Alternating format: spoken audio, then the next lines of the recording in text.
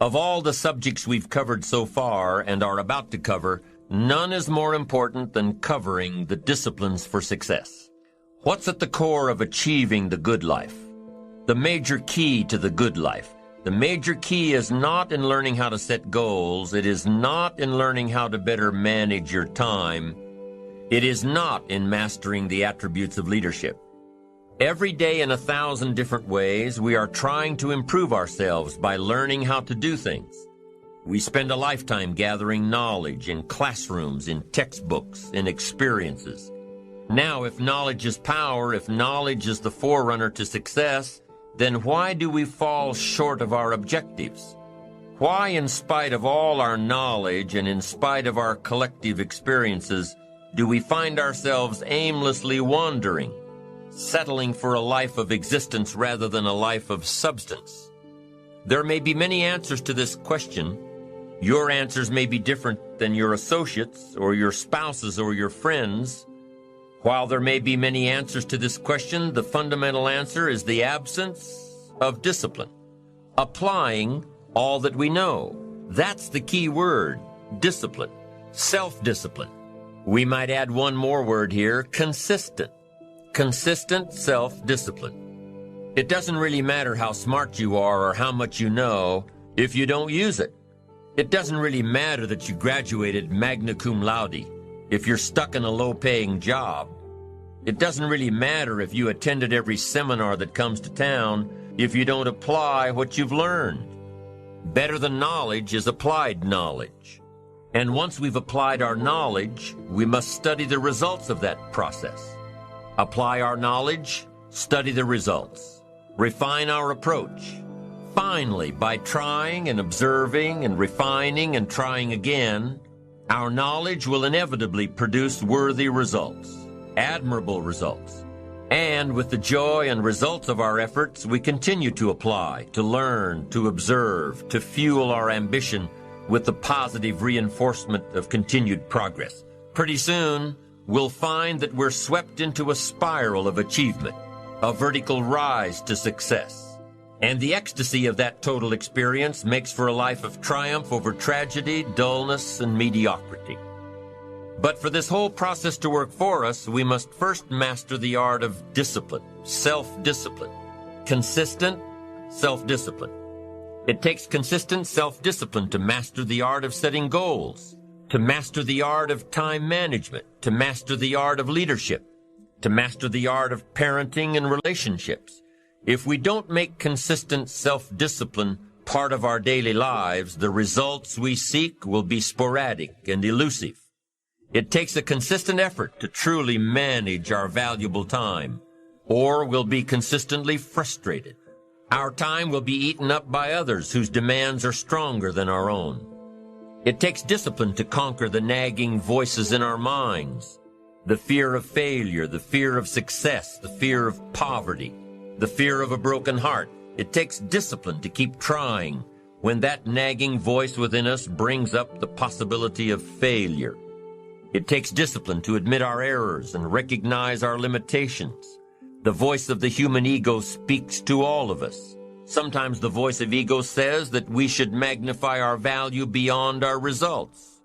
It leads us to exaggerate, to not be totally honest. It takes discipline to be totally honest, both with ourselves and with others. Be certain of one thing: every exaggeration of the truth, once detected by others, destroys our credibility and makes all that we say and do suspect. As soon as a business colleague figures out that we tend to exaggerate, guess what? They'll always think we exaggerate, and they'll never quite hold us in the same regard again. The tendency to exaggerate, distort, or even withhold the truth is an inherent part of all of us. And only an all-out, disciplined assault can overcome this tendency. It takes discipline to change a habit, because habits are formed a little bit each day, every day, every day. Once habits are formed, they act like a giant cable. They act like a nearly unbreakable instinct that only long-term disciplined activity can change. We must unweave every strand of the cable of habits slowly and methodically, until the cable that once held us in bondage becomes nothing more than scattered strands of wire. It takes the consistent application of a new discipline, a more desirable one, to overcome one which is less desirable. It takes discipline to plan. It takes discipline to execute our plan. It takes discipline to look with full objectivity at the results of our applied plan. And it takes discipline to change either our plan or our method of executing that plan if the results are poor. It takes discipline to be firm when the world throws opinions at our feet.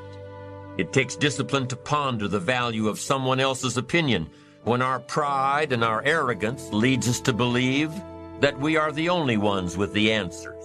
Discipline is a constant human awareness of the need for action and a conscious act by us to implement that action.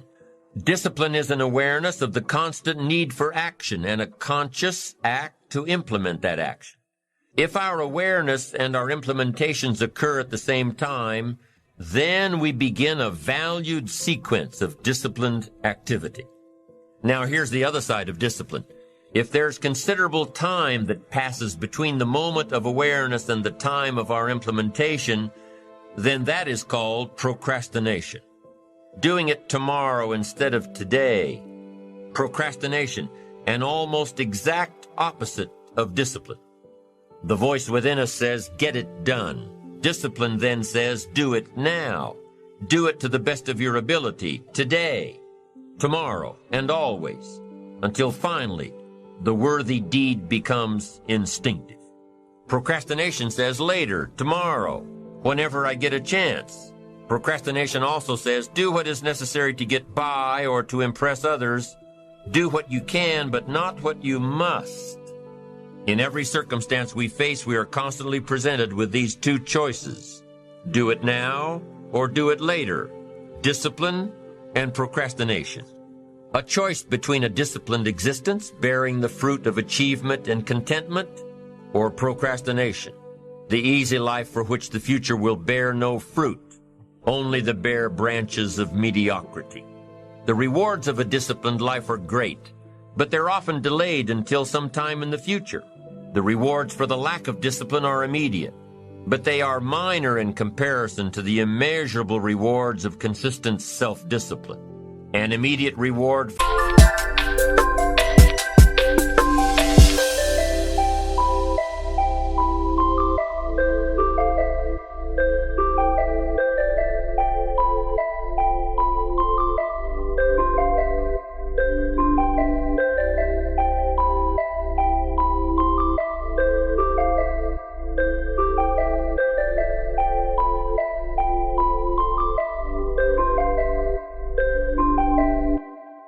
lack of discipline is a fun day at the beach. A future reward of discipline is owning the beach. For most, we choose today's pleasure rather than tomorrow's fortune. So how can you get rid of the easy distractions? How can you keep your mind on what you're trying to do? How can you keep an attitude of doing it all and doing it now? How can you make the choice of discipline over procrastination? How can you stay focused on your ambitions? How can you avoid conversations at the water cooler? You can keep your focus on your work. You can get it done today instead of tomorrow. You've got to really work on your consistent self-discipline on a daily basis, or you'll find yourself distracted. Distracted by negative thoughts, distracted by negative people, distracted by water cooler chatter, and pretty soon, depending on the type of people you've associated with, distracted by your doubts within yourself. Never underestimate the power of influence and associations, and never underestimate the power of your own consistent self-discipline. Now let's take a closer look at discipline. True discipline is not the easiest option. Most people would rather sleep until 10 o'clock than get up at 6. It's easier to go to bed late, sleep late, show up late, leave early. It's easier not to read. It's easier to turn on the television than to open a book. It's easier to do just enough than to do it all. Waiting is always easier than acting. Trying is always easier than doing. Imagine what life would be like if we didn't have to make our bed in the morning, or keep our garage clean, or pay our taxes, or show up for work tomorrow. Wouldn't it be fascinating if we didn't have to do these things? Wouldn't it be fascinating? What do you suppose would become of us? You're right, not much. For whatever the reason, the system we live in and contribute to is designed to make the easiest things in life the most unprofitable. Profitable seems to be the most difficult.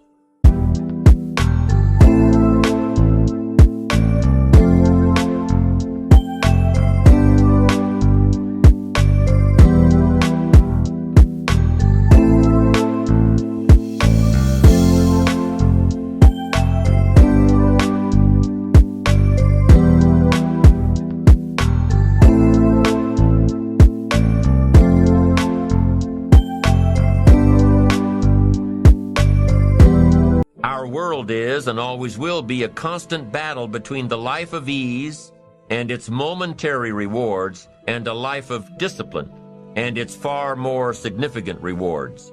Each has its own price, the price of discipline or the price of regret. We will pay one or the other. What we wish we had done is the voice of regret, speaking in a sorrowful tone at a time when there is no going back. This is regret. No second chance. No what would I do differently. Choose one or the other, but both will have their price, the price of discipline or the price of regret. One costs pennies, the other a fortune. Dostoevsky said, "There are hundreds of young men who would die for the truth, but very few who would spend 5 years studying to know what the truth is."